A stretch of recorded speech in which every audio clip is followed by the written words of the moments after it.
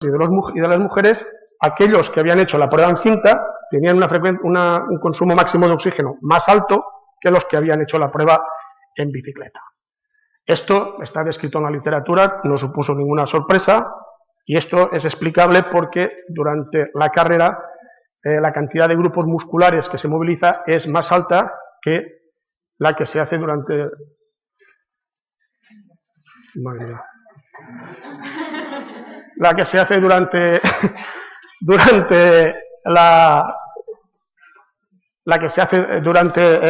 ciclismo.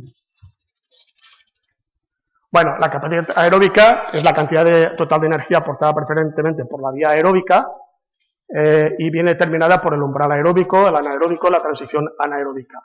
Vamos directamente a los datos del umbral anaeróbico porque tienen el mismo sentido que el del umbral aeróbico. No podemos explicar lo que es por razones obvias. Bueno, pues en el umbral aeróbico, igual que en el umbral anaeróbico, la carga de trabajo de los hombres era significativa, en ciclismo, en bicicleta, era significativamente más alta que la de las mujeres. Pero en cambio no había diferencias significativas en la velocidad. O sea, no había diferencias entre la velocidad a la que se cruzaba el umbral anaeróbico en las pruebas realizadas por hombres y por mujeres. Sí en la carga de trabajo en la bicicleta. Había diferencias significativas en la frecuencia cardíaca, de tal forma que las mujeres presentaban una frecuencia cardíaca más alta que los hombres, y también había diferencias significativas en los consumos de oxígeno. Los hombres presentaban consumos de oxígeno más altos que las mujeres, y además aquellos que realizaban la prueba de esfuerzo en cinta más alta que las que la realizaban en bicicleta. El porcentaje sobre el consumo máximo de oxígeno también era más alto en mujeres que en hombres. En cuanto a la potencia anaeróbica láctica, viene dada por la concentración máxima de oxígeno, de lactato. Bueno, aquí no encontramos diferencias significativas entre hombres y mujeres, pero esto tampoco tiene demasiado sentido porque quien conozca un poco el metabolismo del lactato sabe perfectamente que las concentraciones que podemos medir en la sangre están influidas por multitud de factores y que si no ves la concentración de lactato que mides en el contexto de toda la prueba de esfuerzo, una concentración de lactato sin más realmente te está dando muy poca información veraz. Y para terminar, en cuanto a la capacidad anaeróbica, que es el tiempo que una persona es capaz de estar trabajando desde que cruza el umbral anaeróbico hasta el agotamiento, y que es el tiempo durante el cual se está trabajando realmente sufriendo, aguantando el sufrimiento, realmente lo que se aguanta es la acidosis metabólica. Ahí sí que encontramos diferencias significativas y vimos que la capacidad anaeróbica láctica de los hombres era significativamente más alta que la de las mujeres. En cambio, no había diferencias significativas si la prueba se había realizado en cinta o bien se había realizado en bici. Y para concluir, no es verdad que existan diferencias de sexo en relación con la aptitud deportiva. Las mujeres son tan aptas para practicar cualquier modalidad deportiva como los hombres.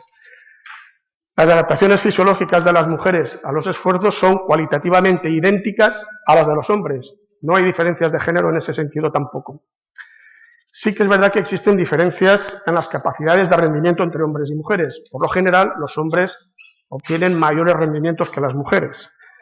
Estas diferencias son consecuencia fundamentalmente del menor tamaño de las mujeres, del menor porcentaje de masa muscular que habitualmente tienen y del mayor porcentaje de masa grasa. Y otro factor que puede influir también, y que de hecho influye en la diferencia de rendimiento, además de los ya comentados, es que por lo general el volumen de entrenamiento de las mujeres suele ser menor que el de los hombres. Bueno, y esto era parte de lo que quería deciros. Muchas gracias.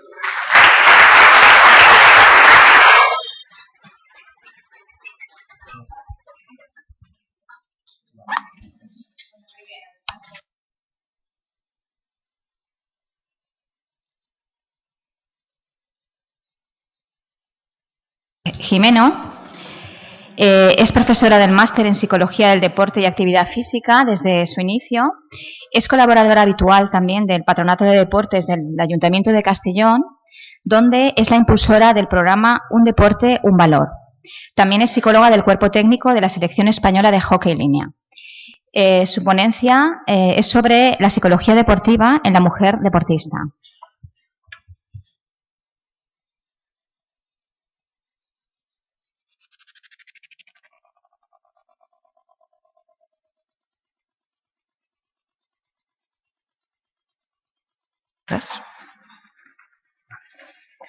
Buenos días. En primer lugar, agradecer al comité organizador la posibilidad de estar en un congreso como este de deporte y mujer. Me alegra ver la sala y que haya tanta mujer aquí. Y me alegra también poder compartir mesa con el doctor Montoliu porque nos conocemos desde que éramos, yo desde que era pequeña, ¿no? Antes de seguir, me gustaría preguntar cuántas mujeres, y os invito a los hombres a participar, cuántas mujeres de aquí practicáis deporte de forma habitual. Eso está muy bien. ¿Cuántas mujeres habéis competido en alta competición? Bueno, está bien, ¿no? A pesar de los datos que nos contaba antes el doctor Montoliu, cada vez es más la implicación, ¿no?, que tenemos en el campo del deporte. Cuando me invitaron a dar esta charlita o a contaros un poco lo que yo hago en mi trabajo, empecé a pensar en la historia de una mujer que englobara un poco todos los aspectos que yo trabajo en el día a día y en la práctica aplicada. Elegí a Sara. Y vamos a ver un poco la vida de Sara desde niña, desde que se inicia en la práctica deportiva hasta que se hace mayor, deja de competir y elige el deporte de ocio como un hábito saludable, ¿no?, dejando atrás la competición. Sara es una niña alegre, es divertida, tiene ganas de aprender, es inquieta, le encanta cualquier deporte, da igual uno que otro. Puede practicar deporte colectivo, deporte individual, le gusta patinar, nadar, correr, saltar, jugar al tenis, a golf, cualquier cosa que le divierta. ¿Y por qué digo cualquier cosa que le divierta y está en mayúsculas? Vamos a pasar por las diferentes etapas a nivel psicológico de las mujeres deportistas y cuando perdemos el entusiasmo, cuando perdemos la diversión, algo nos retiene, ¿no? Algo se queda así, inquieto, que nos falta como chispa. Entonces, en iniciación deportiva, que es lo que vamos a empezar a ver ahora, para nosotros, para los psicólogos, es muy importante que los niños se diviertan. Si conseguimos esto, todo lo demás va a venir solo. La intervención que el psicólogo hace en deporte de iniciación no suele trabajar con los niños, en este caso con Sara, no intervenimos directamente. Sara se inicia en gimnasia rítmica. Gimnasia rítmica, patinaje artístico, son deportes que las competiciones también se inician en edades muy tempranas y nuestro trabajo no incide directamente con la deportista en este caso, sino que trabajamos con padres y entrenadores. Para nosotros las figuras más importantes en edades de inicio es la figura en este caso de Sara, era su entrenadora, y la figura de sus padres, que como veremos hubo que intervenir con el padre y también con la madre. Como veis, para nosotros es muy importante, como os decía antes, que la niña se divierta. Cuando nos llega al centro la niña para que la valoremos y podamos encaminarla. El caso de Sara podía ser de cualquier deportista en iniciación. Es porque entrenadora y padres han notado que la niña está desmotivada, que la niña está triste y que la niña no se divierte, ¿no? Entonces, lo primero que hacemos es una valoración del entorno deportivo, visitamos instalaciones, vemos vídeos de distintos entrenamientos, estamos entrenando con ella y nos damos cuenta que la relación que tiene con la entrenadora es muy tensa, se aburre en los entrenamientos y no da todo lo que puede dar de sí. De hecho, le cuesta mucho prepararse la mochila para ir al pabellón a entrenar. Lo primero que hicimos fue intervenir con la entrenadora y explicarle que a pesar de que la gimnasia rítmica es un deporte de unas rutinas muy aburridas, pues que es repetir, que intentara incluir dinámicas donde Sara, como otras niñas, pudieran divertirse un poco más.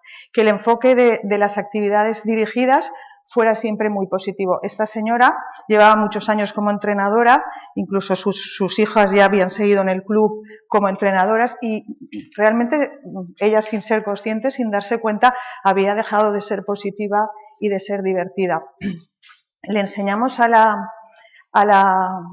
entrenadora que los entrenamientos variados los tenía que adaptar también a las necesidades que en este caso tenía Sara. Muchas veces las expectativas que esta señora tenía a lo que esperaba de Sara eran demasiado altas y entonces la niña es que se quedaba bloqueada, las instrucciones también enseñamos a la entrenadora a que las instrucciones fueran cortas y precisas y sobre todo a que ella ejecutara el gesto, ¿no? Muchas veces nos encontramos que «Qué mal ho has fet avui, això no pot ser», ¿no? Vale, pero ¿qué he hecho mal, no? La niña no sabía realmente lo que estaba haciendo mal y entonces pues eso, le asesoramos a que las instrucciones fueran cortas y dijera, bien, tengo que posicionar la mano de una manera determinada, el pie de otra, y yo te voy a enseñar cómo se hace, pero yo voy a ser tu modelo para que lo hagas. Sí que es cierto que se tenía que secuenciar el ejercicio y sobre todo premiar o ir reforzando, dar mucho refuerzo positivo en la medida que ella iba consiguiendo la secuencia final que esperábamos en un montaje. El enfoque siempre tiene que ser positivo para corregir, enseñando a hacer bien las cosas. Muchas veces nos encontramos que yo llego al pabellón y pregunto, bueno, ¿cómo ha ido el entrenamiento de hoy? ¡Ostras, un desastre, no hemos hecho nada bien! ¡Shh! Vamos a parar. ¿Cómo que no habéis hecho nada bien? Vamos a invertir la dinámica, ¿no? Contarme qué habéis hecho bien hoy. Cuando te empiezan a contar esto, las caritas de unas niñas muy pequeñas empiezan a cambiar, ¿no? Esto a la vez a ellas les da confianza y les da seguridad, que es algo que también desde la psicología trabajamos mucho. El que la entrenadora empezara a dar instrucciones positivas y le diera siempre un enfoque y le enseñara el gesto técnico, nos ayudó a que Sara consiguiera pues más seguridad. Una de las cosas que hemos empezado diciendo con lo de la diversión, ¿dónde está mi agua? Con lo de la diversión es que hay que ser entusiastas, ¿no? Hay que darse cuenta cuando los niños están alegres o no lo están. Para nosotros es muy importante la comunicación no verbal. No es lo mismo que yo corrija a una niña, me acerque, le toque el hombro y mi comunicación no verbal se ajuste, que grite y no le dé ningún tipo de instrucción más.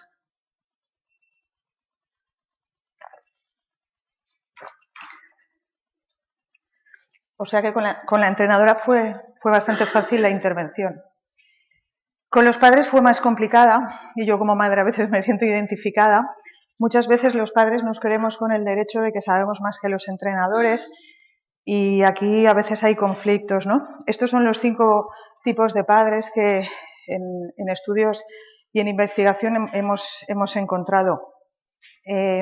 Con los padres, en concreto, intervenimos con la madre porque la madre era excesivamente protectora. No la dejaba, por ejemplo, en gimnasia rítmica, cuando trabajan en conjuntos, normalmente llevan a una niña suplente. En el caso de Sara, su madre no la dejaba ir cuando ella actuaba de suplente porque la niña iba a sufrir. Entonces, el trabajo que hicimos fue que su madre entendiera la importancia de que Sara formaba parte del equipo y tenía que estar con sus compañeras.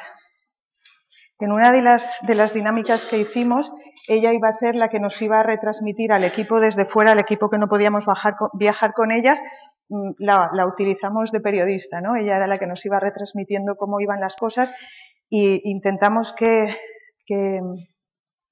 ella se sintiera siempre parte integrante. De hecho, las dinámicas que hacemos, si, por ejemplo, hoy estoy pensando en un control de niñas que se van a Valencia, es importante que tengan siempre un papel y que enseñemos a los padres a que aunque hoy mi hija no esté en el tapiz demostrando que es maravillosa, demostrando el dinero que me he gastado con los Swarovskis y lo que cuesta mi malla, que si hoy no tiene la oportunidad que la va a tener más adelante.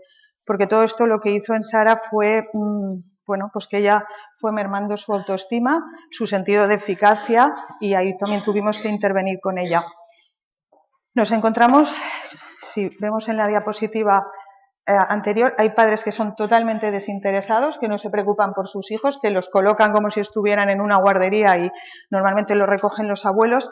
El padre de Sara sí tenía muchas ocupaciones, sí que tenía una agenda muy ocupada, pero la intervención con él fue un poco el decir, la vida de tu hija es importante, el deporte de tu hija es importante, y le ayudamos un poco a que negociara en su agenda y empezó a intervenir un poco más en la vida de su hija, la llevaba o la recogía algún día en algún entrenamiento, y en algunas competiciones a nivel provincial fue a verla. Todo esto, la intervención tanto con la entrenadora como con los padres, ayudó a Sara a que llegara a un nivel de competición alto. Sara ha participado en varios campeonatos de España y, como os decía antes, tanto la gimnasia rítmica como otros deportes, ¿no? Patinaje artístico, se inicia pues en la adolescencia. Y aquí, una vez se inician en el alto rendimiento, nuestra intervención sí que es más directa, la intervención del psicólogo sí que está más centrada ya en el deportista, aunque siempre trabajamos con lo que es el staff técnico, ¿no? Nunca olvidamos a los entrenadores, a los preparadores físicos, a los médicos del deporte en este caso. Las pruebas de esfuerzo que ellos realizan muchas veces nos ayudan a centrarnos y a ver que las necesidades que tienen, una vez visto que fisiológicamente sí que pueden obtener resultados, empezamos a estudiar y a evaluar cuáles son las características psicológicas que podemos entrenar con ellas. ¿Cómo hacemos una evaluación con la deportista? Normalmente la hacemos a través de cuestionarios. Yo no soy muy partidaria porque pasamos muchas horas con ellas, pero a veces, por ejemplo, como decía antes Soledad, en la selección española, cuando tenemos que seleccionar a niños para la selección, pues no necesitamos, tenemos que recurrir a los cuestionarios porque hay mucha gente, pero yo en deporte aconsejo mucho más la entrevista individual, ¿no? Un análisis funcional donde la comunicación no verbal y el tú a tú es importante. Utilizamos registros psicofisiológicos y la intervención que realizamos con los deportistas siempre la diseñamos con todo el cuerpo técnico y con los entrenadores. Hay dos formas para nosotros de entrenar a nivel psicológico, y con Sara intervenimos a nivel de lo que serían variables personales, de su vida en torno al deporte, pero no del propio deporte, y nos encontramos con el entrenamiento invisible. Nosotros trabajamos mucho esto. ¿Qué es el entrenamiento invisible? Para nosotros es toda esa parte que no se ve, toda esa parte que no se trabaja en el pabellón, ¿no? En el pabellón estiramos, en el pabellón ejecutamos, aprendemos técnica y táctica, pero el entrenamiento invisible lo descuidamos muchas veces, que son los hábitos saludables de dormir, de hábitos dietéticos y hábitos de hidratación. Nos encontramos que estas niñas hay días que entrenan 2 y 3 horas, o Sara entrena 2 y 3 horas y que no beben nada de agua. Entonces, por lo menos cuando yo llego a estar con ellas, lo primero que me tienen que enseñar es su botella de agua de 2 litros, porque esto nos va a evitar, y aquí el doctor nos podría decir muchas cosas, nos va a evitar el riesgo de muchas lesiones, ¿no? De pequeñas roturas musculares y de... Con Sara tuvimos un problema, con las niñas de rítmica, sus amenorreas, su menstruación varía mucho, ¿no? Son niñas a las que se le controla mucho el peso, y supongo que antes en la mesa redonda de antes esto igual lo habéis comentado, pero trabajamos con ellas el autoconcepto y la autoconfianza mucho, porque sí que son diferentes su desarrollo sí que es distinto a muchas niñas de su edad, ¿no? Por la cantidad de horas que entrenan. En el caso de Sara nos encontramos con un problema, y así como nos encuentran grandes diferencias entre hombres y mujeres, en la práctica deportiva de las mujeres sí que percibimos diferencias en la exigencia que tienen, en la autoestima y en la autoimagen de ellas mismas, que eso les produce un bajo rendimiento. Entonces, en el caso de Sara, uno de los 2 pechos no se le desarrolló. Ello implicó que su malla le tuvieron que poner una almohadilla. Ello llevó también a un bajo rendimiento, ¿no? Hasta que ella aceptó, después de revisiones médicas y de ver que el botón mamario estaba bien y de observar que no pasaba nada, tuvimos que reconducir a que ella entendiera que formaba parte de su deporte, de su práctica deportiva de alta competición, y a que ella tuviera una buena imagen de sí misma, ¿no? A estas edades también algo que trabajamos relacionado con la parte no deportiva es toda su relación con los estudios. Entrenan muchas horas y desde la psicología les ayudamos un poco con las técnicas de estudio y cómo y cómo optimizar el poco tiempo que les queda. Y también, si no son niñas que están en un centro deportivo, lo que nos damos cuenta es que si las amistades de alrededor a estas edades no hacen deporte, pues muchas veces ahí también hay que asesorarlas.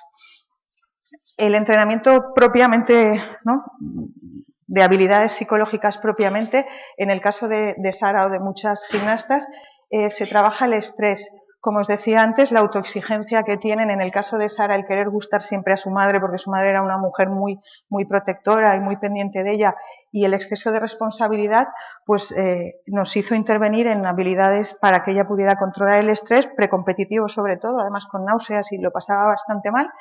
Y bueno, trabajamos esto, trabajamos la baja confianza y autoestima, por todos los condicionantes que os he explicado antes, y también la cohesión de grupo. Cuando Sara viajaba, pero no era, o mejor dicho, era suplente, trabajábamos mucho la cohesión, no solo para que ella se sintiera parte integrante, sino porque dentro de las niñas hay mucha rivalidad, ¿no? Entonces, trabajar la cohesión de equipo con ella, la verdad es que nos ayudó mucho. Sara consigue varios títulos a nivel nacional, y llega el momento de la retirada deportiva. Yo creo que las mujeres que estáis aquí, que habéis sido deportistas de élite, creo que a veces se nos olvida acompañaros, ¿no? Se nos olvida deciros que esto es un duelo, que el psicólogo estamos ahí para acompañaros, igual como acompañamos a cuando se pierde un familiar o cuando se pierde alguien, porque pensar en gimnasia rítmica, niñas que se inician con 3, 4 años y que de repente, ¡paf!, ya no hay nada, ¿no? Bueno, pues creo que aquí la función del psicólogo es muy importante en este sentido, es acompañar a la deportista, y las mujeres en este aspecto somos mucho más vivenciales, no se puede generalizar, pero somos más vivenciales, y hay que acompañarlas y sobre todo asesorarlas a que bueno, pues que sigan vinculadas al mundo del deporte, porque es lo que les ha llenado, ¿no? En el caso de Sara, hizo el título de entrenadora nacional, ahora entrena y también es asesora. Y les invitamos también, o trabajamos para que se inicien en el deporte saludable. Hay muchas mujeres, como en la gimnasia rítmica, que no van a practicar su deporte habitual, pero pueden empezar a correr, pueden empezar a practicar otros deportes. En el caso de Sara, ella siguió con la danza, pues estupendo. Entonces, un poco para resumir, me gustaría, pues eso, deciros que en iniciación intervenimos de 2 formas. Intervenimos asesorando a padres y a entrenadores, que en la etapa de competición propiamente dicha no solo atendemos a los elementos propios del deporte y de la competición, sino a todas las variables que están alrededor de los deportistas, y al final de la vida deportiva es muy importante estar ahí, ¿no? Porque creo que después de tanto sufrimiento, de tantas horas de entrenamiento, hay que acompañarlas para que tengan una retirada deportiva. Pero a mí, antes de acabar, me gustaría compartir un vídeo que la Federación Española de Gimnasia Rítmica elaboró el año pasado, y como os decía al principio, la función del entrenador es un poco entusiasmar, y yo a veces me considero más una entrenadora que una psicóloga. Me gustaría que os entusiasmarais un poquito con este vídeo.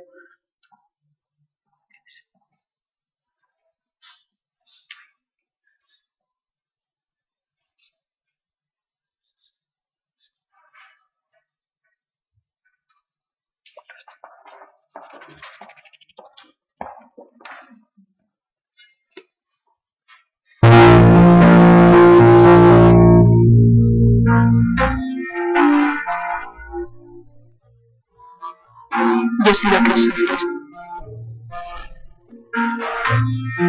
Yo sé lo que es luchar. Sé lo que es el esfuerzo. Lo que es una herida, una lesión, una caída. Yo sé lo que es. Sé lo que es volver a levantarse. Yo lo sé. Sé lo que es no rendirse. El sacrificio, la entrega. Sé lo que es la ilusión, la pasión, el coraje.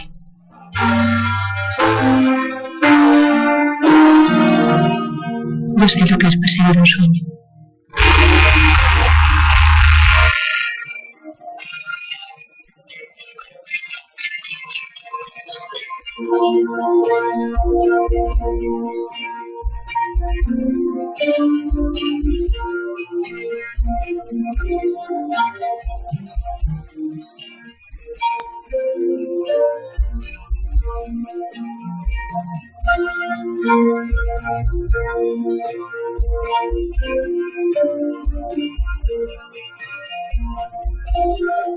Sé lo que es hacer soñar con tu propio sueño. Sé lo que se siente cuando los demás se concentran contigo. Y te impulsan para que levantes después del sueño. Después, te mueves.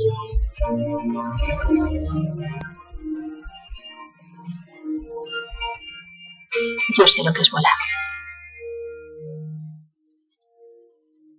Yo tengo alas.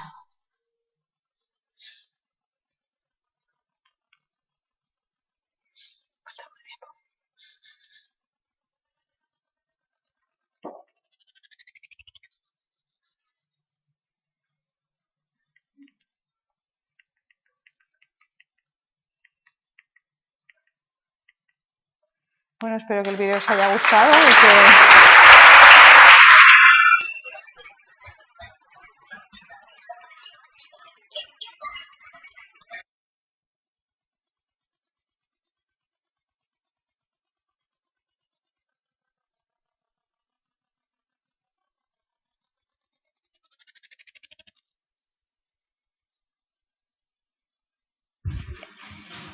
Pilar está haciendo un doctorando en Ciencias de la Actividad Física y del Deporte, que tiene mención internacional por la Universidad Europea de Madrid. Es graduada en Ciencias de la Actividad Física y el Deporte y también tiene un máster en Actividad Física y Salud. Y nos va a hablar sobre el tipo de entrenamiento a lo largo de la vida. Bueno, buenos días a todos. Algunas caras conocidas, otras no. Para mí es un placer estar aquí hoy. Quisiera agradecer la posibilidad que me están dando y sobre todo el ser una graduada en Ciencias del Deporte, que creo que soy la única, por decirlo de alguna manera, en este congreso. Me gustaría agradecer a Mari Carmen el vídeo que ha puesto, porque yo lo había visto ya, es excepcional, y a la gente que nos gusta el deporte, creo que plasma mucho el deporte de alto rendimiento. Antes de empezar con la charla, quiero dejar clara una diferenciación. Cuando hablamos de ejercicio, podemos hablar de ejercicio dedicado a la rehabilitación, de ejercicio dedicado a la salud y el bienestar, o ejercicio dedicado al rendimiento o alto rendimiento. Durante toda la exposición, la charla que yo os voy a hacer, el tipo de prescripción de ejercicio del cual os voy a hablar va a ser completamente dedicado a la salud y el bienestar, que difiere mucho del entrenamiento de una rehabilitación, que venimos de una lesión, y que difiere mucho también del entrenamiento, bien sea rendimiento, que puede ser un 10K o cualquier carrera popular que podemos hacer cualquier persona que haga ejercicio y que lo que quiera es superar una marca, o bien alto rendimiento, que sea un medallista. Y dejando claro esto, que lo único que voy a comentaros, si luego queréis preguntar algo más, estáis completamente... O sea, que os voy a contestar a todo. Dejando claro el tema que es salud, vamos a empezar. Y quiero dejar claro los dos tipos principales de entrenamiento que nos vamos a encontrar en toda prescripción de ejercicio físico. Por una parte nos encontramos con el entrenamiento cardiovascular y por otra parte con el entrenamiento musculoesquelético.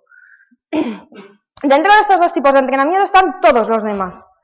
El primer tipo de entrenamiento es cardiovascular, son actividades planificadas para la mejora del sistema cardiovascular o cardiorrespiratorio. O sea que va a estar centrado en mejorar a nivel cardíaco, en mejorar el volumen de oxígeno, en tener una mejor forma física, mientras que el músculo esquelético lo que nos vamos a centrar es en la mejora de la fuerza muscular, ¿vale? Fuerza, me da igual qué tipo, me da igual que sea hipertrofia, me da igual que sea potencia, pero va a estar más centrado en un músculo. Ambos dos están de manera indirecta en el otro, es decir, cuando yo hago una carrera, lo que estoy trabajando principalmente es el sistema cardiovascular, pero obviamente mis músculos también están trabajando, ¿vale? Y al revés, yo cuando voy al gimnasio y hago un bíceps concentrado, hago una sentadilla, estoy trabajando de manera directa el músculo, pero obviamente mi corazón también está trabajando y está proporcionando la sangre que necesita ese músculo para trabajar. ¿Vale? Dicho esto, vamos a pasar un poquito a las etapas de desarrollo de la mujer. Esta es una clasificación que he cogido porque me ha parecido bien, pero bueno, tenéis muchas otras y pueden diferir en unos años u otros, ¿vale? Las voy a explicar un poquito y luego nos metemos en ellas más profundamente. Infancia de 0 a 2, primer desarrollo, sistema nervioso. Vamos con la niñez, que queda muy diferenciada en... Sé, los que estáis riendo, sé por qué, ahora lo explico. Niñez, etapa escolar, adolescencia, etapa de instituto aproximadamente, maduración, juventud, etapa de maternidad, pasamos a la madurez, etapa de menopausia, y cuando digo vejez, por favor no os sintáis mal, no son más de 60, ¿vale? Simplemente la etapa de desarrollo, me refiero que cuando ya acaba la menopausia y ese periodo de la mujer se estabiliza, ya no hay grandes cambios hormonales en la mujer, ¿vale? Hay una degeneración, obviamente por la edad, pero ya no hay grandes cambios. Por eso considero que en esta clasificación se considera que a partir de 60 ya se haría el ejercicio o el tipo de prescripción física muy parecido durante todo el periodo. Nos vamos con la infancia. Vamos a empezar con la infancia. Aquí no se diferencia prácticamente en nada en los sexos, ¿vale? Nos vamos a centrar mucho en el desarrollo sensoriomotor y cognitivo, que va a estar basado todo en la psicomotricidad. Una parte muy importante para nosotros creo que es la adquisición de la marcha y otra para los deportistas es establecimiento genético de tipo de fibras musculares. Eso quiere decir, así un poco a grandes rasgos, que a partir de esta edad ya estamos predispuestos a competir, o si en un momento dado nos dedicamos a la alta competición, a un tipo de deporte. La gente que, aunque luego posteriormente con el entrenamiento se pueden llegar a modificar algo el tipo de fibras, ya hay un establecimiento genético de si vamos a ser más propensos a dedicarnos a un deporte de resistencia, como puede ser una maratón, o a un deporte de velocidad, como puede ser 100 metros lisos, ¿vale? Es muy difícil que llegue a la alta competición de 100 metros lisos una persona, o que sea medallista, vamos a decirlo más así extremo, que por genética tenga todo fibras tipo 1, ¿vale? Prescripción de ejercicio, psicomotricidad principalmente. No vamos a trabajar el ejercicio de forma directa prácticamente nunca, a no ser que sea de rehabilitación. Lo que vamos a hacer es trabajarlo con ellos de forma indirecta, a través de esa psicomotricidad, de ejercicios sensoriales, de ejercicios coordinativos y motores. Trabajando la psicomotricidad lo que hacemos es ayudar al desarrollo genético de lo que estamos predispuestos. Es decir, si una persona está predispuesta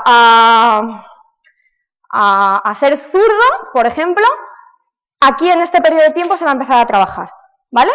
¿Cómo lo vamos a trabajar? De manera, como os he dicho, indirecta y con juegos.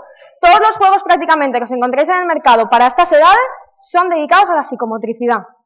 Casi todos, por no decir todos, me da igual la marca, Play School o la que sea. Son juegos de colores, juegos de sonidos, juegos de tactos, juegos de orientación donde el juguete se desplaza y el niño tiene que seguir a ese juguete, que va a ayudar al niño a concienciarse del lugar que ocupa en el espacio, de movimiento, de posturas. Van a ser todos juegos dedicados a ese desarrollo del sistema nervioso. Espera, antes de esto. Vale. Vale. Pasamos. Cuando hablamos de prescripción de ejercicio, me gustaría destacar la natación, la matronatación en bebés. ¿Por qué la destaco? Una, porque está muy de moda y creo que es interesante que sepáis el motivo. Y otra, porque está científicamente probado que se pueden llegar a desarrollar reflejos innatos que si no hacemos matronatación no los vamos a adquirir. Como por ejemplo, el reflejo del moro es el reflejo de flotación en el agua de forma dorsal. Todos estos reflejos los podemos hacer nosotros sin ningún problema de forma voluntaria.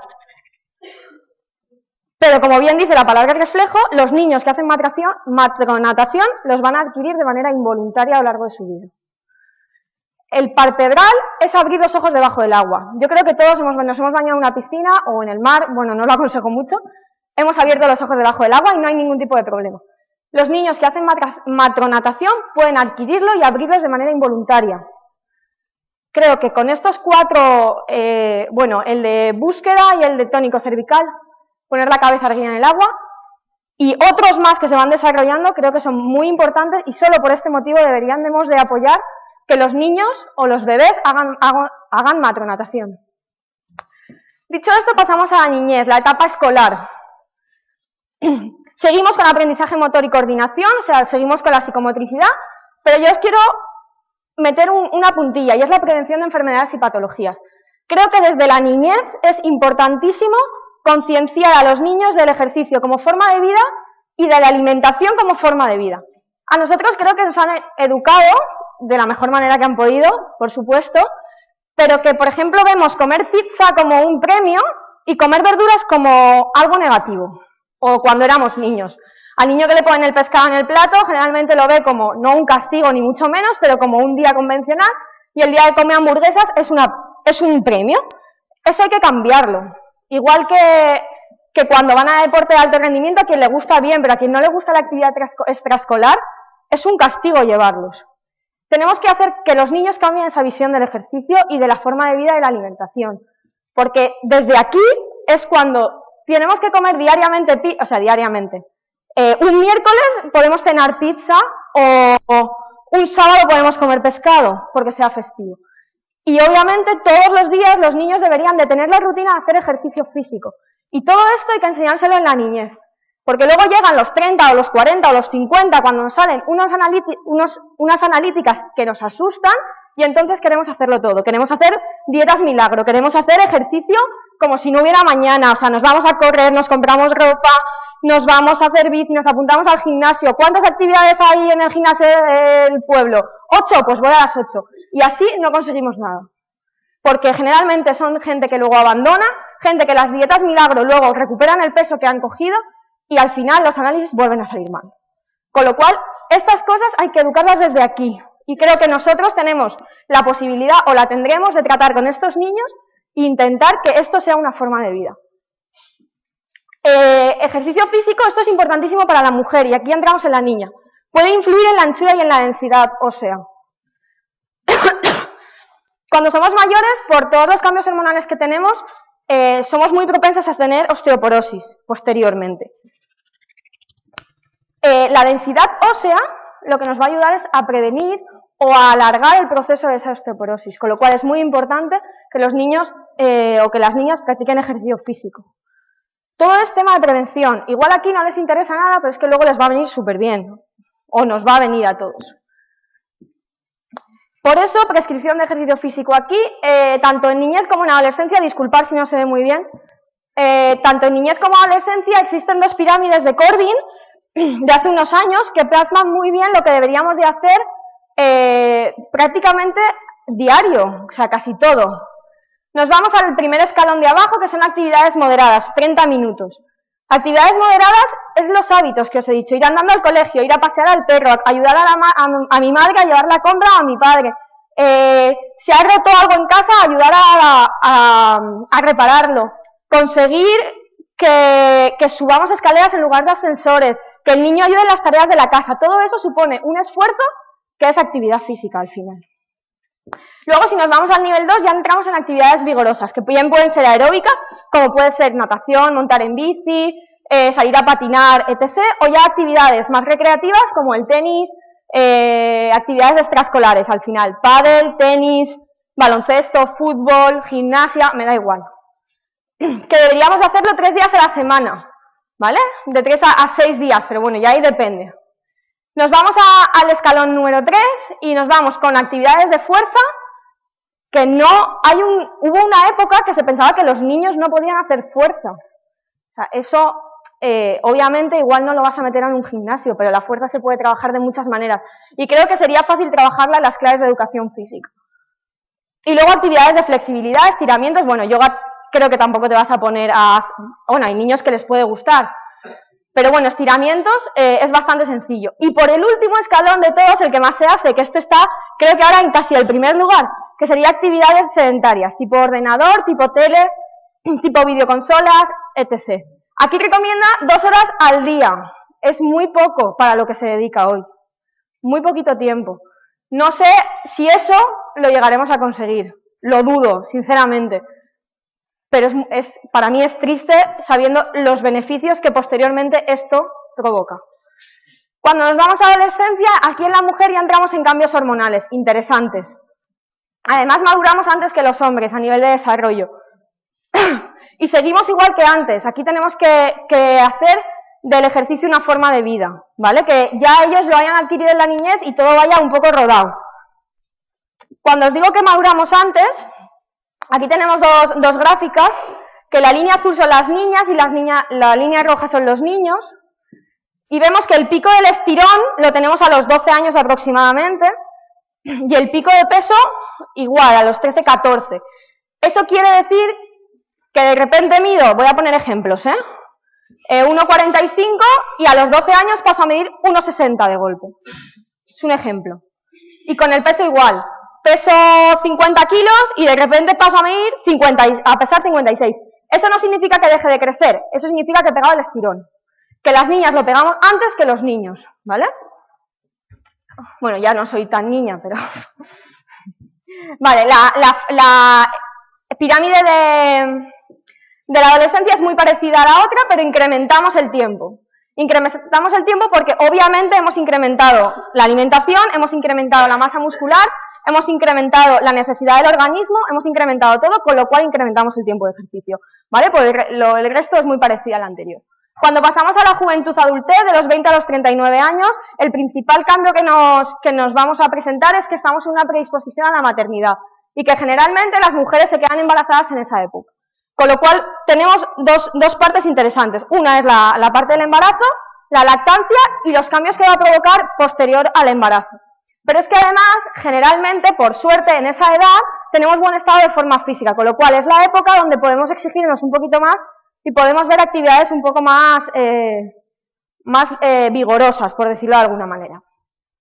Cuando hablamos de prescripción de ejercicio físico ya nos vamos a lo que nos recomiendan las organizaciones, tanto la Organización Mundial de la Salud como la ACSM, que es el American College of Sport Medicine, ¿vale? Y nos dicen que 150 minutos de actividad moderada o 75 de actividad vigorosa durante más de 10 minutos al día, durante más de 10 minutos seguidos, podríamos tener un mantenimiento de esa forma física. Si queremos una mejora, vamos a multiplicarlo por 2.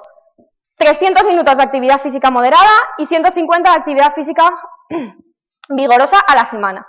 Y 2 o 3 días de entrenamiento de fuerza, que se nos olvida a mucha gente, ¿vale?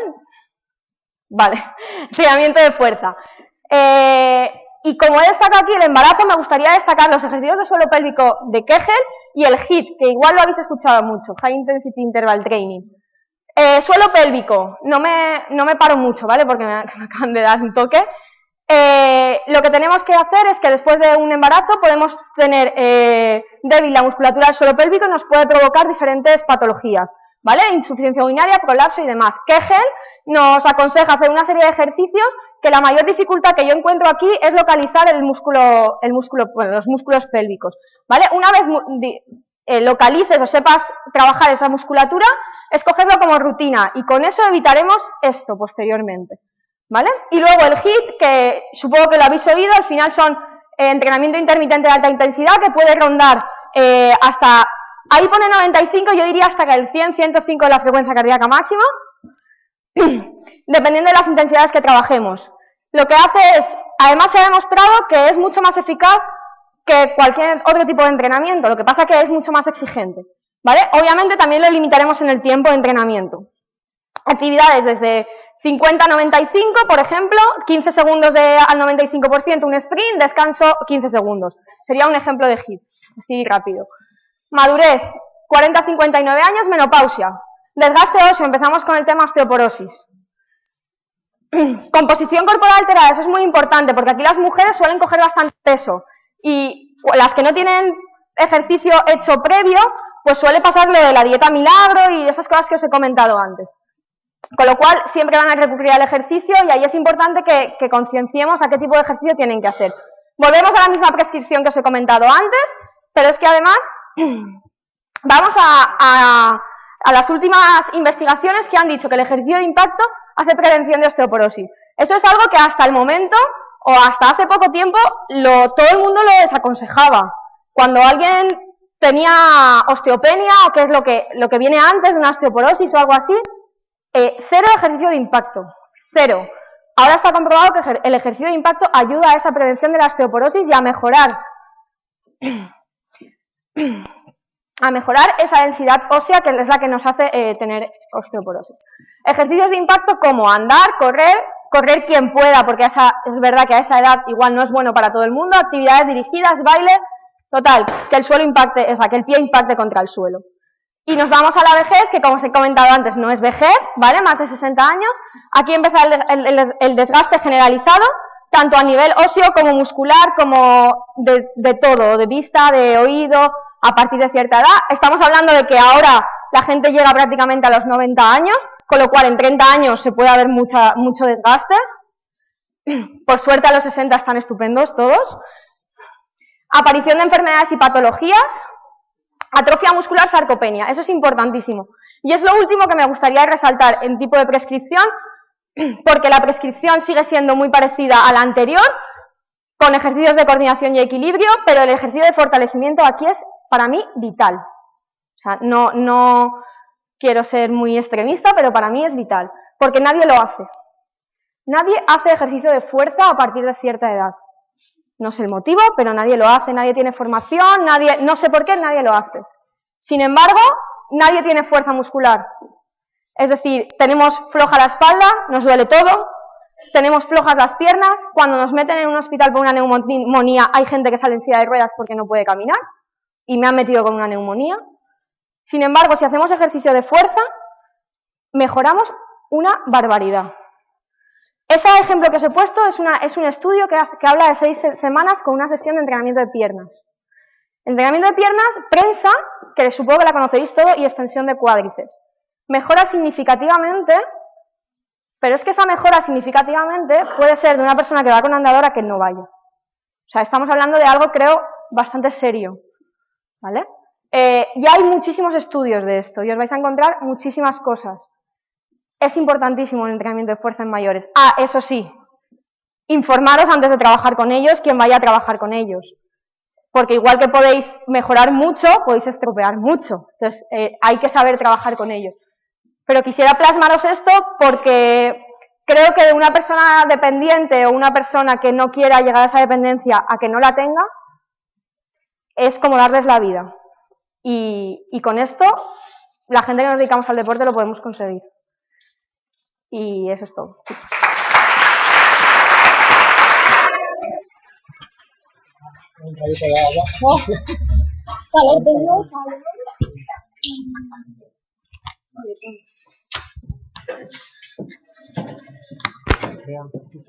Bueno, muchas gracias, Pilar. Vale, ya en último lugar, la última ponencia la va a presentar Beatriz Damaso. Beatriz Damaso es profesora asociada del Departamento de Enfermería de la UGI. Es diplomada en Enfermería por la Universidad de Valencia y tiene un máster en Enfermería Escolar por la Universidad de Barcelona. Está formada también en Promoción y Educación para la Salud y Formadores en Salud. Y trabaja como enfermera del área quirúrgica del Hospital Universitario General de Castellón. Ella nos va a hablar acerca de las adaptaciones fisiológicas en la mujer en carreras de larga distancia por montaña. Cuando quieras. Buenos días. Agradecer que nos dejaran exponer este trabajo aquí hoy, después de la apretada agenda que hay. Os voy a hablar de las adaptaciones fisiológicas en la mujer en carreras de larga distancia por montaña. Lo primero que hay que saber es que es una carrera de larga distancia por montaña, y estas son aquellas cuya característica principal es el sometimiento a prueba de las capacidades de reserva humana, y su rendimiento depende de una serie de factores fisiológicos, ambientales, psicológicos ligados al entrenamiento y también biomecánicos.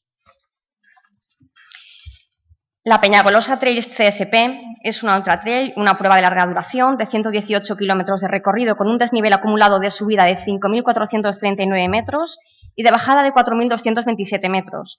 Se sale a nivel del mar y finaliza en el santuario de San Joan de Peñagolosa a 1.280 metros de altura, recorriendo a su paso los términos de Castellón, como son Borriol, Villafamés, Les Useres, Lucena, Atzeneta, Minafigos, Cuya, Chodos, Villahermosa y Vistabella. Esta carrera tiene una duración máxima de 30 horas. El proyecto Peñagolosa Trail Saludable está organizado por el Servei d'Esports de la UGI, el Club de Montaña de Serramunt y el Peñagolosa Trails. Este proyecto tiene como objetivo principal poner una investigación pionera en España que permite obtener datos para una mejora de salud de los corredores por medio de la medición de factores psicológicos, de hábitos de entrenamiento y de parámetros físicos. El objetivo de este estudio es observar cómo se adaptan las mujeres que participaron en esta carrera, en la carrera de larga distancia, sus adaptaciones fisiológicas. En cuanto a la metodología, se inscribieron en esta carrera 291 corredores, de los cuales 270 eran hombres y 21 eran mujeres. De estos 291 corredores, se seleccionaron 50 participantes, ellos voluntariamente querían participar, y además luego de todos los que se inscribieron, se hizo una selección. Tenían que ser corredores sanos, no padecer ninguna enfermedad importante, no tener contraindicaciones para realizar pruebas de esfuerzo, demostrar que habían corrido ya por lo menos una carrera de más de 60 y terminado más una carrera de 60 kilómetros de distancia y, por supuesto, dar su consentimiento para la realización de todas las pruebas y también para el uso de datos para su investigación. De estos 50 participantes, 44 eran hombres y 6 mujeres. Y de las 6 mujeres participantes en este estudio, solamente una no terminó la carrera. Los datos medidos y que aprovechamos para este trabajo son peso, edad y estatura, variabilidad de la frecuencia cardíaca durante toda la carrera, tensión arterial durante toda la carrera, parámetros sanguíneos el día anterior de la carrera y tras la carrera, perfil de entrenamiento, saturación parcial de oxígeno durante toda la carrera y una espirometría que se les hizo en reposo el día anterior de la carrera y tras la carrera. Comienzo con el análisis de los datos. Aquí tenemos una gráfica, Aquí hay una gráfica donde están las corredoras puestas de manera que se ve, la número 1 es la que menos tiempo invirtió en terminar la carrera y así hasta la última que no la acabó, que acabó en el kilómetro 61,1. Viendo la edad, el peso, la estatura, se ha calculado el índice de masa corporal y estando todas ellas, según la clasificación de la Organización Mundial de la Salud, en el rango de normal, de peso normal.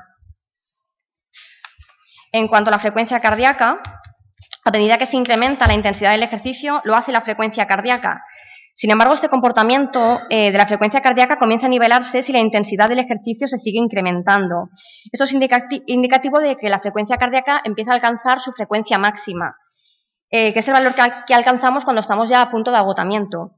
Entonces, es un valor que se mantiene estable, es individual de cada persona y que va variando ligeramente con la edad. Como vemos aquí, el de la salida a Useres, que hay unos casi 34 kilómetros, hay un pico importante que es donde las 5 corredoras, digamos, hicieron el ejercicio más intenso y es cuando la frecuencia cardíaca hace el pico. En cambio, luego, hasta que llega a la meta, hasta el resto de kilómetros, la frecuencia cardíaca se va manteniendo. El comportamiento de la tensión arterial. La tensión arterial tiene como objetivo garantizar un flujo sanguíneo adecuado a los músculos activos. Depende del gasto cardíaco, que es la cantidad de sangre que utiliza el corazón, que moviliza el corazón por unidad de tiempo, de la volemia, que es la cantidad total de la circulación de la sangre en el cuerpo, y de las resistencias vasculares periféricas, que es la resistencia que ofrecen los vasos a tanto volumen de sangre. En los ejercicios de resistencia aumenta la tensión arterial sistólica, mientras que la diastólica se modifica muy poco debido a la vasodilatación muscular. En las personas hipertensas, la tensión arterial se suele regular durante la carrera. La primera gráfica es el comportamiento de la tensión arterial sistólica. Vemos que varía muchísimo, que hay muchos picos de la tensión sistólica, a excepción de la corredora número 4, que esta es una corredora hipertensa. Y además estaba tomando antihipertensivos. Y vemos que es la que sí que tiene, es verdad, un pico al inicio de la carrera de la tensión arterial sistólica, pero es la que luego mejor mantiene toda esta cifra hasta el final de la carrera. En cambio, comparándola con la tensión arterial diastólica, que es la que se suele mantener, todas vemos que apenas hay variabilidad. En cuanto a la respuesta hematológica al ejercicio, el ejercicio físico modifica desfavorablemente el tiempo de vida de los eritrocitos. Esto es, genera una aparente anemia que ha sido y es materia de de amplia discusión y que puede estar asociada, entre otras cosas, a la hemólisis. La hemólisis también depende de la cantidad de entrenamiento, de la cantidad de veces que realizas un ejercicio intenso. Como vemos aquí, estas corredoras durante los últimos 3 meses han estado entrenando 6 días a la semana, 6 días a la semana, 6, 4, 6 y 5. Por lo que tienen, ahora explicaré, deberían tener unos parámetros de eritrocitos inferiores a lo que sería la media de las mujeres. Si la sesión del ejercicio dura de 1 a 10 horas o más, como es en el caso de las ultramaratones, lo que hay es una destrucción de los glóbulos rojos, y esto se debe al volumen plasmático, esto de aquí, que tiene que ver con el consumo de líquidos, con la sudoración y las pérdidas por el sistema respiratorio. Por otro lado, la hemólisis se debe al impacto por traumatismo mecánico, que es por el impacto mantenido de la planta del pie con el suelo, y esto hace que se rompan los hematíes de los capilares de la planta del pie. También por el entrenamiento anaeróbico. Está claro que correr se considera un ejercicio aeróbico, pero en las ultramaratones no se corre siempre a la misma velocidad ni se mantiene la misma resistencia todo el tiempo. Entonces sí que hay picos, además al ser por montaña, lo que hace es que el ejercicio también sea anaeróbico. Entonces se produce una inestabilidad en la membrana por la acidosis de la membrana de los glóbulos rojos, y también se rompen. Y también se debe al aumento del gasto cardíaco. Aumenta el volumen de sangre, aumenta la cantidad de sangre que pasa por los vasos, y también hay un traumatismo contra las paredes de estos vasos, y también se rompen los hematíes. Aquí tenemos el recuento de hematíes. Entonces, como vemos en esta gráfica de aquí, la primera columna es el valor que se toma en la analítica el día anterior a la prueba, que es en feria, y el segundo es en meta. El valor normal es entre 3,8 y 5,8 millones por milímetro cúbico. Ellas están todas por debajo, a excepción de la corredora número 3 y de la corredora número 5. Y hay un descenso de la corredora número 1, de la 3, de la 4 y de la 5, a excepción de la corredora número 2. ¿Esto a qué se debe? Primero, sí que es verdad que hay un descenso del recuento de hematíes debido a la hemólisis por el entrenamiento anterior a la prueba y luego, por supuesto, por la prueba, pero también hay que tener en cuenta que los desplazamientos a grandes alturas o el aumento del ejercicio físico hace que aumente fisiológicamente el número de hematíes. En ambos casos, la causa reside en una respuesta a las mayores necesidades de oxígeno. Los hematíes son los encargados de transportar el oxígeno. A grandes alturas hay menos oxígeno en la atmósfera y, por consiguiente, la médula ósea aumenta la producción de hematíes. En el caso del ejercicio físico prolongado, la masa muscular aumentada requiere más oxígeno. Luego hay un equilibrio entre la hemólisis y la cantidad de oxígeno que necesitan estas corredoras. La hemoglobina. La hemoglobina es la encargada de la fijación del oxígeno para su transporte. La hemoglobina, los valores normales son entre 12 y 16, no llega a ninguna, a excepción de la corredora número 1 y la cuarta no llegan en feria y tampoco en meta, mientras que la segunda, la tercera y la quinta sí que tienen unos valores más normales al inicio de la carrera. Disminuye, porque la hemoglobina está muy ligada a lo que es el recuento de hematíes, pero también es verdad que puede ser inferior debido también a que necesitan más hierro. Las mujeres pueden tener menstruaciones mucho más abundantes, entonces es un dato que también hay que tener en cuenta a la hora de analizarlo. La corredora número 2 sí que en cambio tiene una hemoglobina más alta, también puede ser porque hiciera un sobreesfuerzo durante la carrera y al requerir más oxígeno, entonces hiciera que hay un aumento de los hematíes por parte de la médula ósea, entonces que tuviera un poco más de volumen. De todas maneras, son cambios muy pequeñitos. El hematocrito es una vía rápida para determinar el porcentaje de glóbulos rojos en el plasma y se expresa en porcentaje porque es la proporción entre hematíes y el plasma. Es útil como medida de recuento de hematíes solo en el caso de que la hidratación del paciente sea normal, que no es en el caso de esta carrera, puesto que hay mucha deshidratación o puede haber un exceso de volumen de líquidos. Además, ese día hizo muchísimo calor. Luego, a pesar de que el hematocrito sí que es verdad que en todas las corredoras, a excepción de la cuarta, sea normal, tampoco es un dato muy significativo, lo digo porque no se ha tenido en cuenta la cantidad de agua que han bebido y la cantidad de líquido que han perdido. Por otra parte, tenemos el valor corpuscular medio, la globina corpuscular media y la concentración de hemoglobina corpuscular media, que solamente nos interesan en el caso de que hubiera algún problema con la forma y con los hematíes, si son normales o no lo son. Aquí está todo bien, las gráficas están perfectas, luego no hay ningún tipo de variabilidad en cuanto a la respuesta hematológica del ejercicio. En cuanto a las adaptaciones respiratorias, durante el ejercicio físico, la ventilación pulmonar aumenta la frecuencia respiratoria y su profundidad, por lo que aumenta el volumen corriente, siendo además proporcional a la intensidad del esfuerzo. La respuesta pulmonar al ejercicio tiene como función principal el control homeostático de la concentración de gases en sangre arterial, de manera que tiene que tener unos valores, tiene que intentar normalizar lo que hay en la sangre. Para ello, lo hace de dos formas, oxigenando y disminuyendo el grado de acidez de una sangre venosa mixta, hipercápnica e hipoxémica. Esto hay mayor CO2 y menos oxígeno debido a la hiperventilación. Y por otra parte, mantiene un bajo grado de resistencia vascular pulmonar, acomodando el aumento del gasto cardíaco y del volumen sanguíneo pulmonar, es decir, intentando repartir toda la sangre y que no haya edema, y que no se quede acumulada en los pulmones, sino que se reparta al resto del cuerpo. Esto, en algunas ocasiones, puede llegar a lo que es una aparición de una fatiga significativa en los músculos respiratorios debido a la excesiva demanda por parte de estos músculos de los respiratorios de flujo sanguíneo y oxígeno, que tiene como consecuencia que haya competición con los músculos esqueléticos que participan activamente en el ejercicio. Entonces, por eso ocurre la fatiga.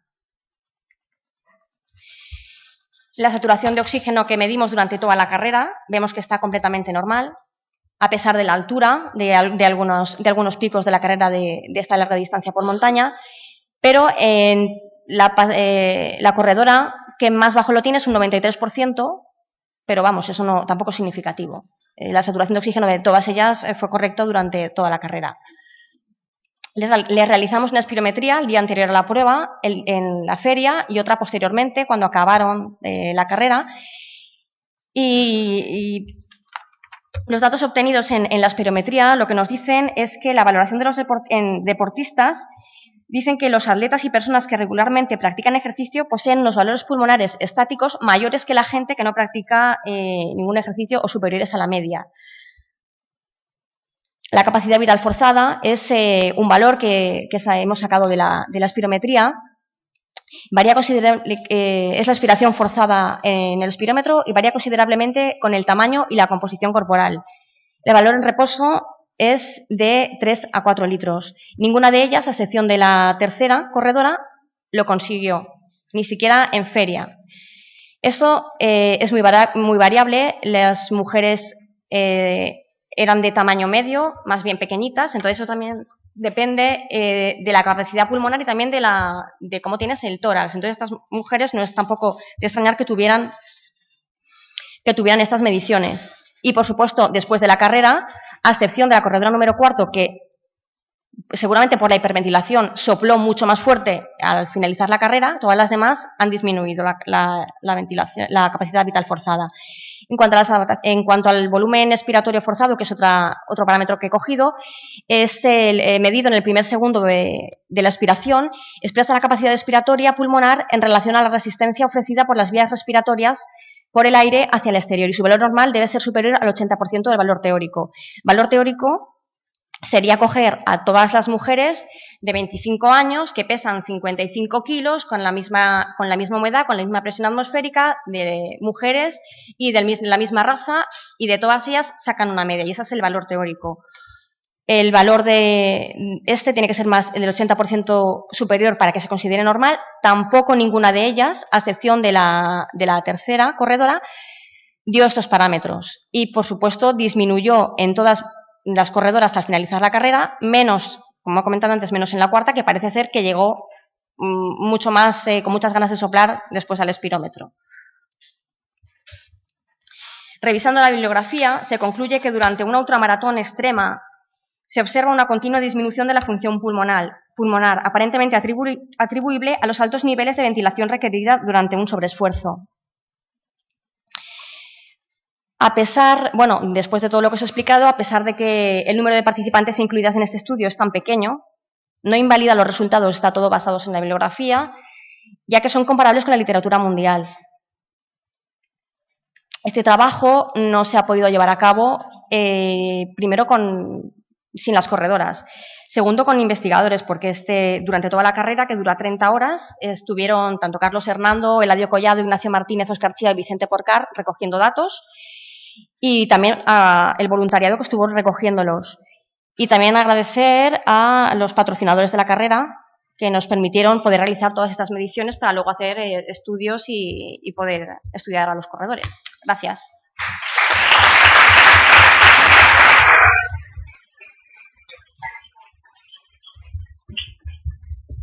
Bueno, yo creo que tenemos tiempo para abrir un turno de preguntas.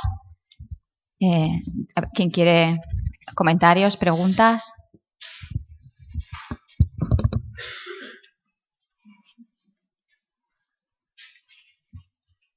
Ahí.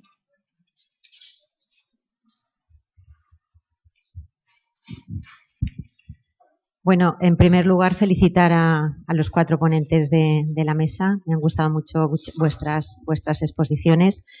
Mi pregunta es para Carmen. Te tenía enfilada, ¿lo sabes? Sí. Es una pregunta, reflexión, a ver cómo me puedes ayudar. Comentaba si es cierto que en las primeras etapas, ¿no?, la parte de la diversión es fundamental, ¿no?, para jugar. Un niño juega porque se divierte, es básico, ¿no? Pero es verdad que seguramente ahí los padres, los entrenadores, tenemos mucho que decir en negativo, que a medida que un niño va ganando, ¿no?, en capacidad para jugar y va creciendo, esa diversión se va perdiendo muchas veces, ¿no? Se va sustituyendo por el quiero ganar. Ponemos la lupa en el rendimiento. Lo de divertirme ya es como que queda, ya no está en los primeros escalones del ranking, ¿no? Prima el querer ganar, pero si quiero ganar y no me divierto, eso tampoco ayuda al rendimiento. ¿Cómo hacemos? ¿Desde qué foco intervenís para que incluso un deportista de alto rendimiento no pierda esa perspectiva de que un juego al final es un juego, se falla, pero que hay que divertirse? ¿Lo trabajáis de manera individual con el deportista? ¿Seguís apoyándoos en los entrenadores? Un poco quería que profundizaras un poquito más ahí. Gracias. Es una pregunta que podríamos pasar mucho tiempo, Ana, para contestar. Nosotros trabajamos con establecimiento de objetivos.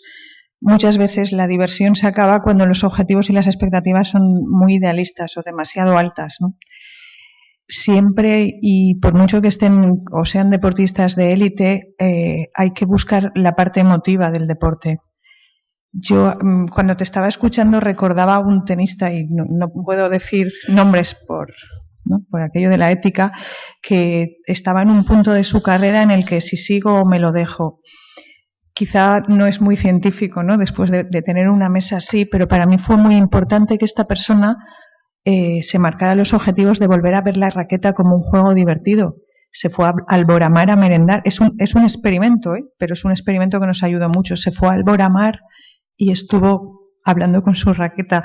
Quizá os parezca un poco, había perdido, ya no notaba ni el tacto de la raqueta, ni cómo eran sus cuerdas, ni sabía cómo si era suficiente, ¿no?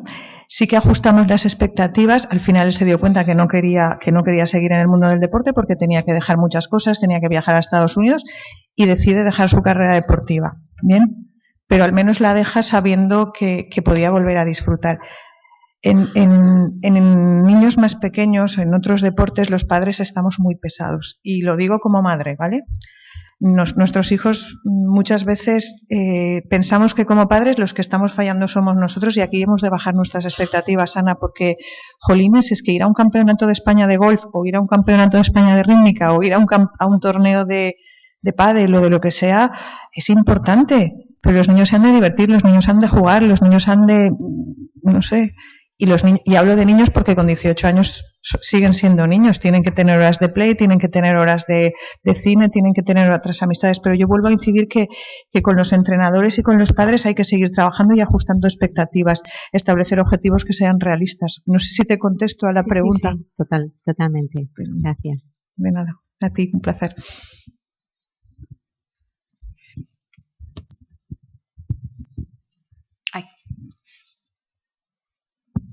Sí, buenos días. Por supuesto, felicitar no solo a los ponentes de hoy, sino de todas las jornadas. La verdad que nos están dando, pues bueno, un buen congreso, y yo creo que repetible, para ver si generamos más conocimiento. Mi pregunta es para Chimo. En este caso, también te pienso. Has presentado unos datos de pruebas de esfuerzo con mujeres y hombres, comparando en cinta y en cicloergómetro. Ha parecido que los hombres alcanzan velocidades más altas que las mujeres, con diferencias significativas en la cinta. Y luego, cuando has puesto los valores de umbral, cuando cruzan el umbral anaeróbico, no hay diferencias significativas ni en hombres ni en mujeres. Entonces la pregunta viene, ¿quiere decir esto que los hombres están más adaptados a trabajos anaeróbicos porque llegan a velocidades más altas, o es la condición muscular, la cantidad de masa muscular y la capacidad de fuerza que pueden generar lo que les permite llegar más allá en las velocidades? No, en este caso en concreto, lo que hace que los hombres sean capaces, o sea, tengan una capacidad anaeróbica láctica más alta es precisamente su capacidad de tolerancia a la acidosis. Eso es así, porque la capacidad para consumir oxígeno es la misma. Es verdad que existen diferencias cuando medimos los consumos de oxígeno y sobre todo los consumos máximos de oxígeno, y después también los consumos de oxígeno en los umbrales aeróbicos y anaeróbicos, que había ya diferencias. Es verdad que existen diferencias, pero es verdad que esas diferencias son menores cuando expresamos los consumos de oxígeno en mililitros por kilo de peso, y de hecho, si recordáis, veréis cómo en reposo no habían diferencias. Y hubiera sido más verdad aún si hubiésemos expresado el consumo de oxígeno en mililitros por kilos de masa magra, por kilos de masa muscular. Y entonces hubiéramos comprobado, creo yo que hubiéramos comprobado, porque está publicado, pero nosotros eso no lo hemos hecho, que realmente no existen diferencias en la capacidad de la fibra muscular del hombre y de la mujer para consumir oxígeno, porque son realmente idénticas. No hay diferencias de sexo en ese sentido. Lo que sí que hay es diferencia en la capacidad tamponadora o la capacidad buffer del organismo. Y en ese sentido, la capacidad buffer del hombre es más alta que la de la mujer. Pero tampoco porque haya ninguna razón fisiológica que lo explique. Probablemente es porque está más entrenado. Y esa es la diferencia, o la explicación para las diferencias que hemos encontrado.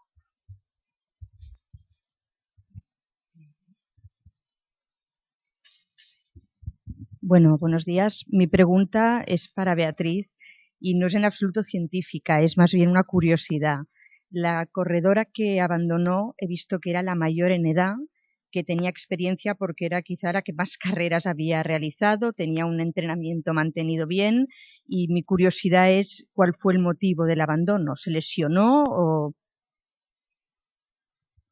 He comentado que ese día yo creo que fue el más caluroso que hizo en la carrera. Además eran unas temperaturas altísimas, hacía aire de poniente, entonces había muchos corredores que llegaban agotados, pero no porque no estuviera bien ejercitada o bien entrenada, sino porque estaban perdiendo muchísimos líquidos, a pesar de que durante la carrera había muchos sitios de avituallamiento y podían beber todo lo que quisieran. Pero es que ese día fue muy duro. Gracias.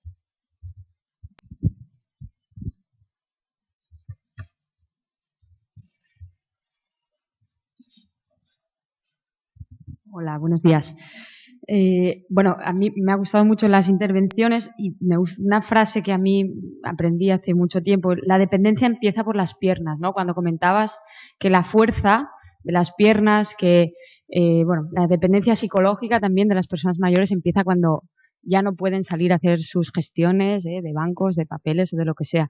Entonces, pues sí, me parece que hay que entrenar con las personas mayores de a lo mejor completar los entrenamientos o los trabajos que se hacen actualmente en muchos sitios, ¿no? Y no tener miedo, porque yo creo que hay sobreprotección también a la figura de la persona mayor y vamos autolimitándoles nosotros mismos, ¿no? Como profesionales, por el miedo, por la prudencia, que está bien, pero que hay que poner también en movimiento la máquina, ¿no?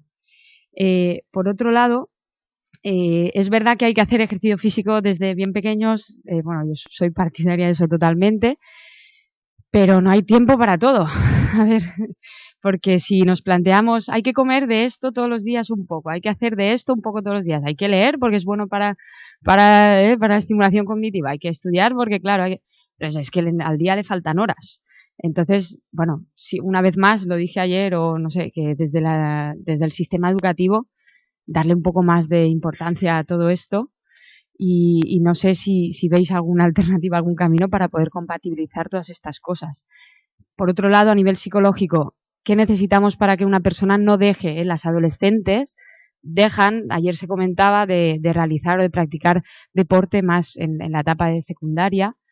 ¿Qué es lo que se podría hacer o qué perspectivas se podrían poner en marcha para que eso no sucediera? ¿Por qué lo dejan las mujeres y no los hombres? No sé si tenéis alguna idea de eso. Perdón. Esta semana justamente estábamos hablando con algunos de los técnicos del patronato de esto. La oferta que hay es menor. Quiero decir, por ejemplo, el patronato, y tú lo sabes, oferta hasta primero de la ESO actividades. Nos encontramos que las niñas llegan a la ESO, no hay actividades, pero las falditas, Zara, Mango y todo esto está muy bien, ¿no? Yo creo que ahí desde los colegios y desde los colegios que practican secundaria sí que estaría muy bien, y quizá por parte nuestra de los psicólogos, el poder llevar a cabo problemas o campañas de intervención donde siguiéramos anunciando que la práctica deportiva es saludable y sobre todo en esos proyectos educativos o más deportivos vendiéramos un espacio donde ellas puedan acudir, porque si no son deportistas de élite que lo tienen muy claro, las deportistas que van de ocio, que van a practicar deporte saludable, no saben dónde acudir. Y eso es algo que nos estamos planteando, ¿no? Que ahí hay un hueco y que nos gustaría llenar. No sé si pero ya te digo que es algo que se está comentando bastante porque hay una laguna, ¿no? Voy a hacerte yo también un comentario. En el instituto creo que cuando entramos al instituto las mujeres, no sé, igual por lo que yo he vivido, priorizamos mucho el estudiar. O sea, al final, tanto nuestros padres en casa como los profesores nos exigen mucho a nivel lectivo, o bueno, la exigencia que tienen que tener, ¿vale? Y nos exigen mucho a nivel lectivo. Nos mandan deberes de todo, exámenes con preparaciones muy previas, o sea, muchas cosas. Una vez un profesor de educación física me dijo, ¿qué pasaría si yo os mandara deberes? Salir a correr. O sea, quiero que a la semana hagáis tanto y que me traigáis un pulsómetro, que hoy en día lo puede tener todo el mundo, o un podómetro en el móvil, y quiero que todos los días 3 días a la semana hagáis X. ¿Qué pasaría? Porque al final todos nos mandan cosas y el profesor de educación física creo que deberíamos de quitar la figura de profesor de educación física antigua que únicamente se ponía a correr o nos hacía jugar a balontiro porque no sabía qué hacernos en las clases y empezar a educarnos igual que tenemos que hacer matemáticas o igual que tenemos que hacer otro tipo de actividades que no llegamos en las clases lectivas, aprovechar las horas también de ocio para hacer ese tipo. Porque, sin embargo, los hombres sí que priorizan su actividad deportiva, sea fútbol, tenis o lo que sea, a estudiar. En la mujer eso no sucede. Creo que es un apunte que me gustaría. Me alegro por la pregunta que hizo la compañera. Yo quería hacer un matiz también, si se me permite, ¿no? Yo soy maestro de educación física Y yo creo que es uno de los puntos críticos, ¿no? Lo que estaba comentando. ¿Por qué justo en ese momento hay ese descenso? Además, ayer lo ponían en una gráfica, en la realización de actividad física por parte de las jóvenes, ¿no? O de las niñas. Desde mi experiencia, hay varios aspectos. Y creo que alguno de ellos podría ser importante, que a lo mejor incluso, Pilar, creo que lo comentarais, ¿no? Los aspectos sociales y culturales, el concepto de cuerpo o del cuerpo que se tiene, ¿no? Cómo las niñas, cuando empiezan su desarrollo madurativo, cuando les llega la menstruación, etcétera, empiezan a tener un pudor y un concepto del cuerpo completamente diferente al que tenían en ese momento, ¿no? ¿Y eso qué implica? Pues tema de vestuario, los conflictos que se les genera. Y eso yo creo que también un poco implica o ayuda a que todos sean como trabas, ¿no? Para que las chicas puedan seguir practicando actividad física. También me gustaría saber cómo poder afrontar estos aspectos que yo creo que tienen más calado social que no quizá educacional. Y también me gustaría saber vuestra opinión sobre, para todos en general, las leyes educativas que se están planteando, eliminar en el currículum de ESO y de bachillerato la asignatura de educación física o la materia de educación física. Gracias.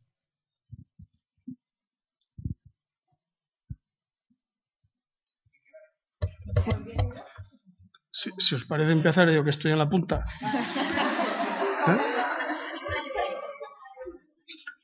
Bueno, pues yo sobre ese comentario que acabas de hacer, tengo que decir que no lo sabía, pero que me parece una barbaridad. Y lo que habría que hacer no es eliminarlos, sino aumentarlos. Esa es mi opinión. Y ya hablando única y exclusivamente desde el punto de vista estrictamente médico. Ya no me meto en el punto de vista educacional, que también, pero esa es mi opinión. Porque la educación física, su nombre lo dice, es educación. Y utilizamos la actividad física para educar al personal. Pues no prescindamos de una herramienta tan eficaz y tan barata.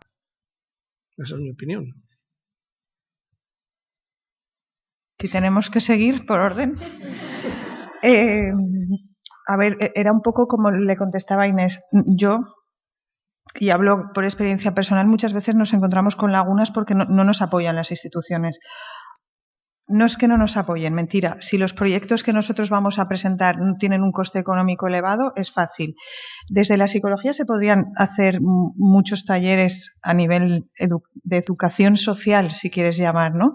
Y sí que es cierto que las adolescentes pasan por un periodo donde la imagen es muy importante, donde esto está cambiando mucho, afortunadamente, donde su eficacia, lo que os decía antes, su autoestima, se merma mucho. Ojalá consiguiéramos que nuestro sistema educativo incluyera una asignatura donde todo esto se pudiera dar, pero nos está quitando otras muy importantes, ¿no? Que como decía el doctor Montorivo, a mí también me parece aberrante y me gustaría tener una respuesta, pero no la tengo.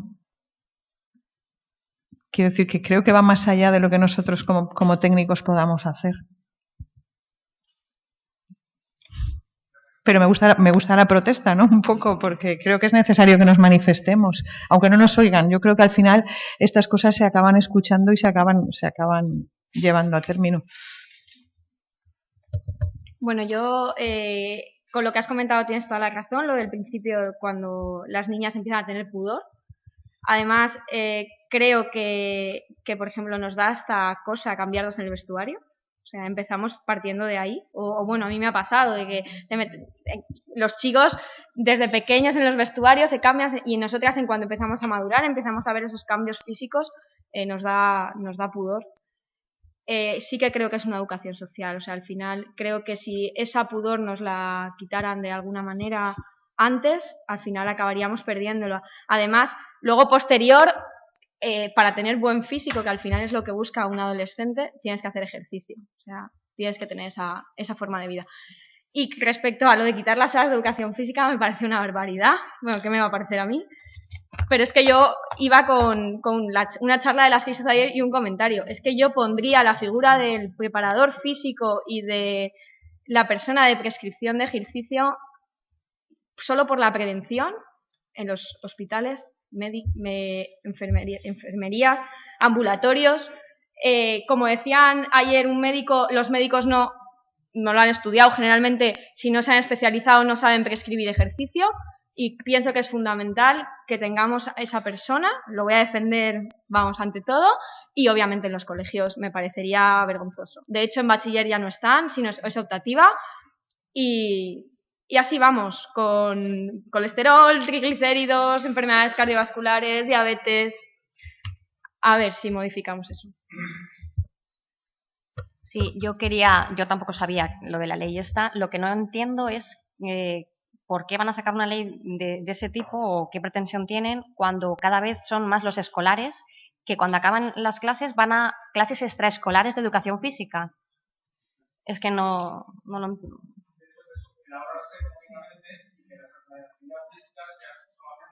Claro.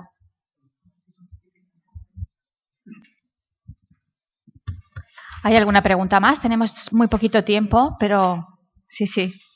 Sí, a ver, yo una puntualización nada más. Para la mesa y para el resto. Esto se está grabando, los ponentes han dado su beneplácito para que esto se publique y esto se va a enviar a los políticos. Esto es un mensaje. Está perfecto.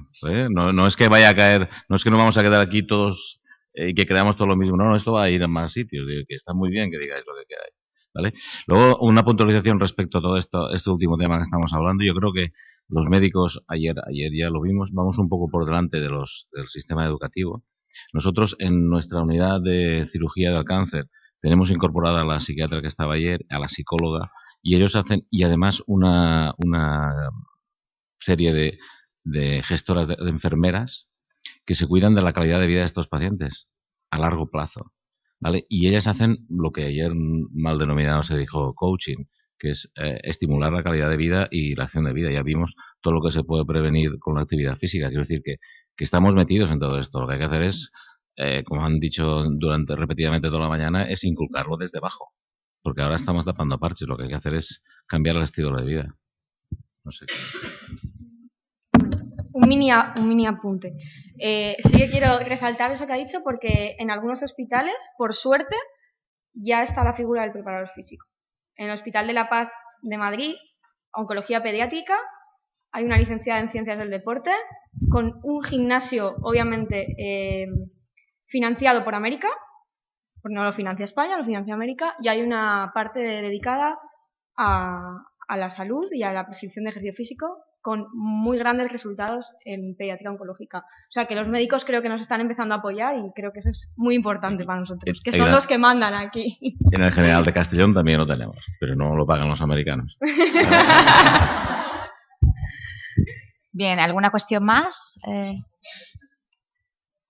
¿No? Vale. Bueno, a mí me gustaría, gracias por lo que has comentado, ¿no? Me parece muy interesante, pero no me gustaría que nos quedáramos, ¿no?, con este sentimiento. Yo creo que en Castellón se esté desarrollando este congreso de mujer y deporte, que haya tanta gente interesante en la sala. A mí me pone los pelos de punta, ¿no? Porque yo empecé como psicóloga del deporte hace 20 años. A mí no me dejaban entrar a los campos de fútbol, ¿no? Y creo que eso ahora no es así. Creo que hemos avanzado mucho y me gustaría, jolín, que nos quedamos un poco más contentos y no con este sabor de boca. No puedo dejar de trabajar, lo siento. ¿Vale?